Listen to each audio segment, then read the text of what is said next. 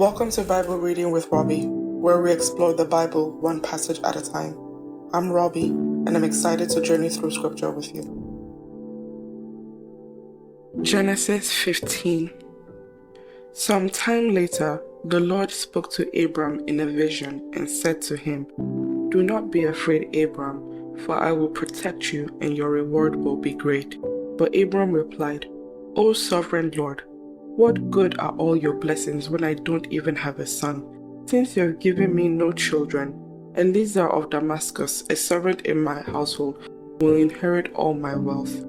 You have given me no descendants of my own, so one of my servants will be my heir." Then the Lord said to him, "No, your servant will not be your heir, for you will have a son of your own who will be your heir." Then the Lord took Abram outside and said to him, "Look up into the sky and count the stars if you can. That's how many descendants you will have." And Abram believed the Lord, and the Lord counted him as righteous because of his faith. Then the Lord told him, "I am the Lord who brought you out of Ur of the Chaldeans to give you this land as your possession." But Abram replied, "O sovereign Lord, how can I be sure that I will actually possess it?"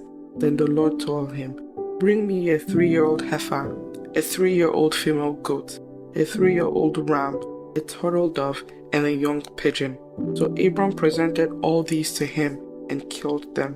Then he cut each animal down the middle and laid the halves side by side. He did not, however, cut the birds in half. Some vultures swooped down to eat the carcasses, but Abram chased them away. As the sun was going down, Abram fell into a deep sleep, and a terrifying darkness came down over him. Then the Lord said to Abram, "You can be sure that your descendants will be strangers in a foreign land, where they will be oppressed as slaves for 400 years. But I will punish that nation that enslaves them, and in the end they will come away with great wealth. As for you, you will die in peace and be buried at a ripe old age. After 4 generations, your descendants will return here to this land, but the sins of the Amorites do not yet warrant their destruction."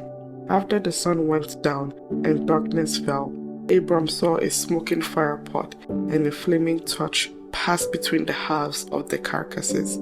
So the Lord made a covenant with Abram that day and said, "I have given this land to your descendants, all the way from the border of Egypt to the great Euphrates River, the land now occupied by the Kenites, Kenizzites, Kadmonites, Hittites, Perizzites, Rephaites, Amorites, Canaanites, Girgashites, and Jebusites."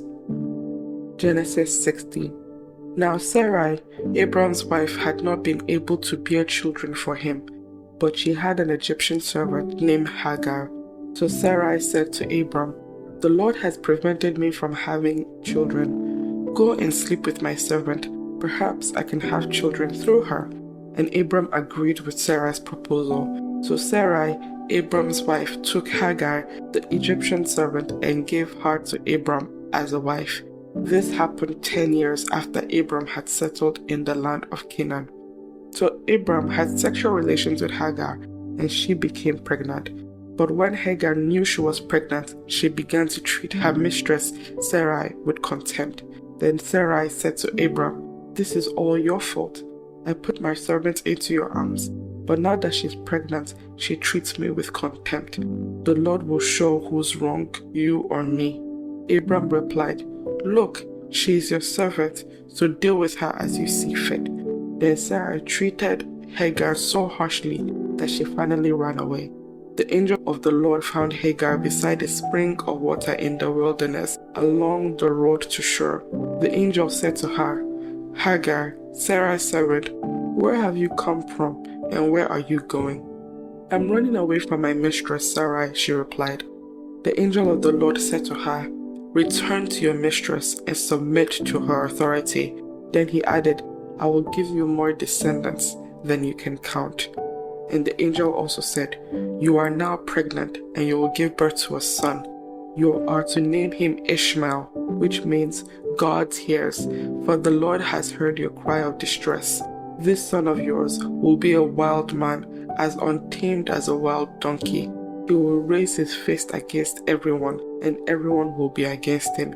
Yes, he will live in open hostility against all his relatives. Thereafter, Hagar used another name to refer to the Lord who had spoken to her. She said, "You are the God who sees me." She also said, "Have I truly seen the one who sees me?" So that well was named Beer Lahai Roy, which means well of the living one who sees me. It can still be found between Kadesh and Bered. So Hagar gave Abram a son, and Abram named him Ishmael. Abram was 86 years old when Ishmael was born. Genesis 17. When Abram was 99 years old, the Lord appeared to him and said, "I am El Shaddai, God Almighty. Serve me faithfully and live a blameless life. I will make a covenant with you by which I will guarantee to give you countless descendants." At this, Abram fell face down on the ground. Then God said to him, "This is my covenant with you. I will make you the father of a multitude of nations. What's more, I am changing your name.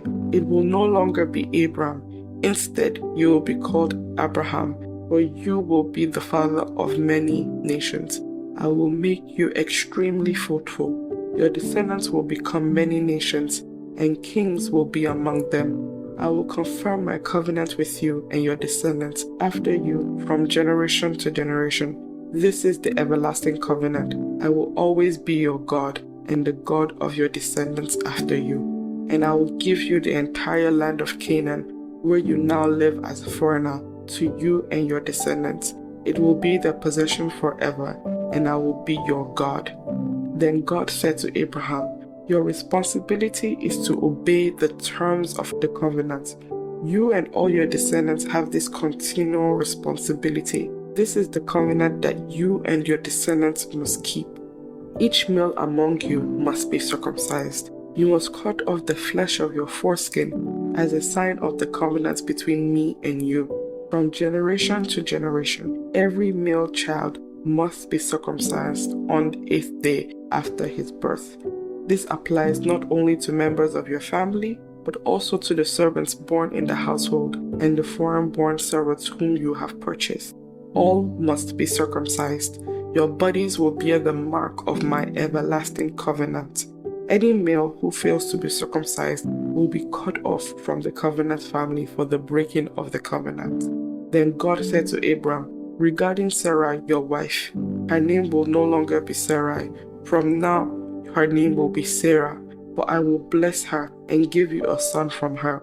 Yes, I will bless her richly, and she will become the mother of many nations. King of nations will be among her descendants." Then Abraham bowed down to the ground, but he laughed to himself in disbelief. "How could I become a father at the age of 100, he thought. And how can Sarah have a baby when she is 90 years old? So Abraham said to God, "May Ishmael live under your special blessing." But God replied, "No, Sarah, your wife, will give birth to a son for you. You will name him Isaac, and I will confirm my covenant with him and his descendants as an everlasting covenant. As for Ishmael, I will bless him also, just as you have asked. I will make him extremely fruitful and multiply his descendants. He will become the father of 12 princes, and I will make him a great nation. But my covenant will be confirmed with Isaac, who will be born to you and Sarah about this time next year." When God had finished speaking, he left Abraham. On that very day, Abraham took his son Ishmael and every male in his household, including those born there and those he had bought. Then he circumcised them, cutting off their foreskins, just as God had told him. Abraham was 99 years old when he was circumcised, and Ishmael, his son, was 13. Both Abraham and his son Ishmael were circumcised on that day, along with all the other men and boys of the household, whether they were born there or bought as servants. All were circumcised with him. Genesis 18. The Lord appeared again to Abraham near the oak grove belonging to Mamre. One day, Abraham was sitting at the entrance to his tent during the hottest part of the day. He looked up and noticed 3 men standing nearby. When he saw them, he ran to meet them and welcomed them, bowing low to the ground.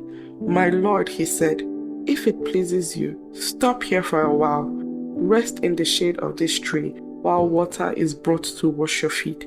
And since you have honored your servant with this visit, let me prepare some food to refresh you before you continue on your journey." "All right," they said, "do as you have said." So Abraham ran back to the tent and said to Sarah, "Hurry, get 3 large measures of your best flour, knead it into a dough, and bake some bread." Then Abraham ran out to the herd and chose a tender calf and gave it to his servant, who quickly prepared it. When the food was ready, Abraham took some yogurt and milk and roasted the meat, and he served it to the men. As they ate, Abraham waited on them in the shade of the trees. "Where is Sarah, your wife?" the visitors asked. "She's inside the tent," Abraham replied. Then one of them said, "I will return to you about this time next year, and your wife Sarah will have a son." Sarah was listening to this conversation from the tent. Very old by this time, and Sarah was long past the age of having children. So she laughed silently to herself and said, "How could a worn-out woman like me enjoy such pleasure, especially when my master, my husband, is also so old?" Then the Lord said to Abraham, "Why did Sarah laugh? Why did she say, 'Can an old man like me have a baby?' Is anything too hard for the Lord? I'll return about this time next year, and Sarah will have a son." Sarah was afraid, so she denied it, saying, "I didn't laugh." But the Lord said, "No, you did laugh." Then the men got up from their meal and looked out toward Sodom as they left.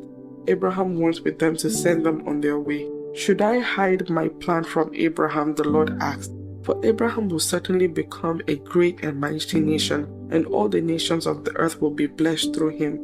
I have singled him out so that he will direct his sons and their families to keep the way of the Lord by doing what is right and just. Then I will do for Abraham all that I have promised." So the Lord told Abraham, "I have heard a great outcry from Sodom and Gomorrah because their sin is so flagrant. I am going down to see if their actions are as wicked as I've heard. If not, I want to know." The other men turned and headed towards Sodom, but the Lord remained with Abraham. And Abraham approached him and said, "Will you sweep away both the righteous and the wicked? Suppose you find 50 righteous people living in the city. Will you still sweep it away and not spare it for their sakes? Surely you wouldn't do such a thing, destroying the righteous along with the wicked. Why, you would be treating the righteous and the wicked exactly the same way. Surely you wouldn't do that. Should not the judge of all the earth do what is right?" And the Lord replied, "If I find 50 righteous people in Sodom, I will spare the entire city for their sake." Then Abraham spoke again, "Since I have begun, let me speak further to the Lord, even though I am but dust and ashes. Suppose there are only 45 righteous people rather than 50. Will you destroy the whole city for lack of 5? And the Lord said, "I will not destroy it if I find 45 righteous people there." Then Abraham pressed his request further. "Suppose there are only 40. And the Lord replied, "I will not destroy it for the sake of the 40. "Please don't be angry, my Lord," Abraham pleaded. "Let me speak. Suppose only 30 righteous people are found." Then the Lord replied, "I will not destroy it if I find 30. Then Abraham said, "Since I have dared to speak to the Lord, let me continue. Suppose there are only 20. And the Lord replied, "Then I will not destroy it for the sake of 20. Finally, Abraham said, "Lord, please don't be angry with me if I speak one more time. Suppose only 10 are found there." And the Lord replied, "Then I will not destroy it for the sake of the 10. When the Lord finished his conversation with Abraham, he went on his way, and Abraham returned to his tent. Genesis 19. That evening, 2 angels came to the entrance of the city of Sodom. Lot was sitting there, and when he saw them, he stood up to meet them. Then he welcomed them and bowed with his face to the ground. "My lords," he said, "come to my house to wash your feet and be my guests for the night. You may then get up early in the morning and be on your way again." "Oh no," they replied, "we'll just spend the night out here in the city square." But Lot insisted, so at last they went home with him.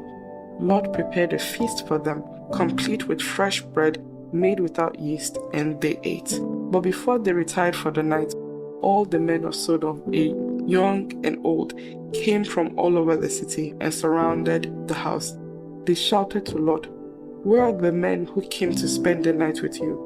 Bring them out to us so we can have sex with them." So Lot stepped outside to talk to them, shutting the door behind him. "Please, my brothers," he begged, "don't do such a wicked thing. Look, I have 2 virgin daughters. Let me bring them out to you, and you can do with them as you wish. But please, leave these men alone, for they are my guests and are under my protection." "Stand back," they shouted. "This fellow came to town as an outsider, and now he's acting like our judge. We'll treat you far worse than those other men." And they launched toward Lot to break down the door. But the 2 angels reached out, pulled Lot into the house, and bolted the door. Then they blinded all the men, young and old, who were at the door of the house, so they gave up trying to get inside. Meanwhile, the angels questioned Lot. "Do you have any other relatives here in the city?" they asked. "Get them out of this place, your sons-in-law, sons, daughters, or anyone else, for we are about to destroy this city completely. The outcry against this place is so great it has reached the Lord, and he has sent us to destroy it." So Lot rushed out to tell his daughter's fiancés, "Quick, get out of the city. The Lord is about to destroy it." But the young men thought he was only joking. At dawn the next morning, the angels became insistent. "Hurry," they said to Lot. "Take your wife and your 2 daughters who are here. Get out right now, or you'll be swept away in the destruction of the city." When Lot still hesitated, the angel seized his hand and the hands of his wife and 2 daughters and rushed them to safety outside the city, for the Lord was merciful. When they were safely out of the city, one of the angels ordered, "Run for your lives and don't look back or stop anywhere in the valley. Escape to the mountains or you will be swept away." "Oh no, my Lord," Lot begged. "You have been so gracious to me and saved my life, and you have shown such great kindness. But I cannot go to the mountains. Disaster will catch up to me there, and I soon would die. See, there is a small village nearby. Please let me go there instead. Don't you see how small it is? Then my life will be saved." "All right," the angel said. "I will grant your request. I will not destroy the little village. But hurry, escape to it, for I can do nothing until you arrive there." This explains why that village was known as Zoar, which means little place. Lot reached the village just as the sun was rising over the horizon. Then the Lord rained down fire and burning sulfur from the sky on Sodom and Gomorrah. He utterly destroyed them, along with the other cities and villages of the plain, wiping out all the people and every bit of vegetation. But Lot's wife looked back as she was following behind them, and she turned into a pillar of salt. Abraham got up early that morning and hurried out of the place where he had stood in the Lord's presence. He looked out across the plain towards Sodom and Gomorrah and watched as columns of smoke rose from the cities like smoke from a furnace. But God had listened to Abraham's request and kept Lot safe, removing him from the disaster that engulfed the cities on the plain. Afterward, Lot left Zoar because he was afraid of the people there, and he went to live in a cave in the mountains with his 2 daughters. One day, the older daughter said to her sister, "There are no men left anywhere in this entire area, so we can't get married like everyone else, and our father will soon be too old to have children. Come, let's get him drunk with wine, and then we will have sex with him. That way, we will preserve our family through our father." So that night, they got him drunk with wine, and the older daughter went in and had intercourse with her father. He was unaware of her lying down or getting up again. The next morning, the older daughter said to her younger sister, "I had sex with our father last night. Let's get him drunk with wine again tonight, and you go in and have sex with him. That way, we will preserve our family line through our father." So that night, they got him drunk with wine again, and the younger daughter went in and had intercourse with him as before. He was unaware of her lying down or getting up again. As a result, both of Lot's daughters became pregnant by their own father. When the older daughter gave birth to a son, She named him Moab. He became the ancestor of the nation now known as the Moabites. When the younger daughter gave birth to a son, she named him Ben-Ami. He became the ancestor of the nations now known as the Ammonites. May the Lord bless the reading of His Word. Thank you for joining me on this episode of Bible Reading with Robbie. If you enjoyed our time together, please subscribe and share this podcast with others. Join us next time as we continue on our journey through Scripture. Until then, stay blessed.